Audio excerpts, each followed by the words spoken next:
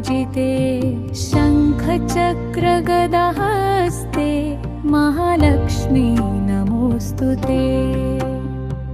नमस्ते गरुडारूढे कोलासुरभयङ्करी सर्वपापहरे देवी महालक्ष्मी नमोऽस्तुते। सर्वज्ञे सर्ववरदे सर्वदुष्टभयङ्करी सर्वदुःखहरे देवी महालक्ष्मी नमोऽस्तुते। सिद्धिबुद्धिप्रदे देवी भुक्तिमुक्तिप्रदायिनी मन्त्रमूर्ते सदा देवी महालक्ष्मी नमोऽस्तुते।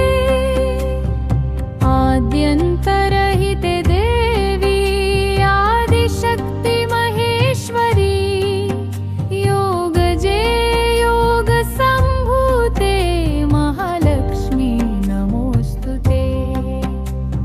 स्थूलसूक्ष्ममहारौद्रे महाशक्ति महोदरे महापापहरे देवी महालक्ष्मी नमोऽस्तुते।